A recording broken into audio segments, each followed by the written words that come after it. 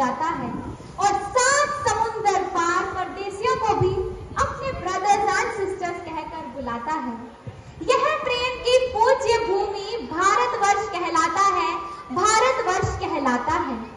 आप सभी को आजादी दिवस की हार्दिक शुभकामनाएं। लेकिन क्या आपको पता है, जिस आजादी रूपी अमृत का आज हम सभी स्वाद चख रहे हैं, वो हमें कैसे मिली थी, क्यों मिली थी और किससे मिली थी? आप सभी को सुप्रभात। मेरा नाम निहारिका है, मैं 11वीं कक्षा की छात्रा हूँ। आज मैं आप सभी को इंडिपेंडेंस डे की कहानी सुनाऊंगी। तो चलिए शुरू करते हैं। भारत को सोने की चिड़िया कहा जाता था। आज से लगभग 400 साल पहले यानी कि 1608 में उसे लूटने के लिए ब्रिटिशर्स ईस्ट इंडिया कंपनी के रूप में भारत में आए। उन्होंने उस समय भारतीयों से यह कहा था कि वे यहाँ पर अपना बिजनेस यानी कि कारोबार करने आए हैं, मगर धीरे धीरे उन्होंने पूरे भारत पर अपना कब्जा कर लिया। बिजनेस के नाम पर किया गया यह धोखा भारतीयों के लिए बहुत बुरा साबित हुआ, क्योंकि उन्हें वापस खदेड़ने के लिए हमें लाखों जानों की आहुति देनी पड़ी। अंग्रेज बहुत क्रूर थे।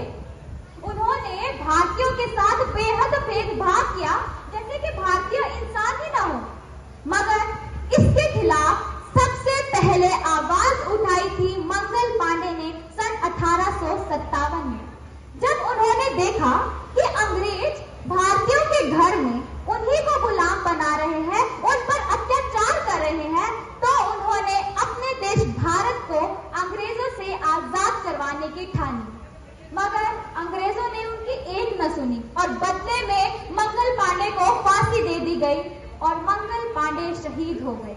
लेकिन मंगल पांडे की शहीदी के बाद अब पूरे देश में एक नई लहर शुरू हो चुकी थी और इनके बाद आई झांसी की रानी लक्ष्मीबाई ने तो अंग्रेजों की रातों की नींद ही उड़ा दी थी।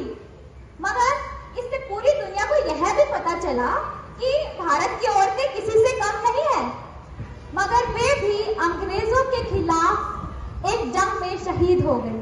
और इनके बाद आई गदर पार्टी ने तो अंग्रेजों की नाकों में दम कर दिया था, मगर इसमें भी धीरे धीरे करके सभी लोग शहीद हो गए और सबसे कम उम्र के थे शहीद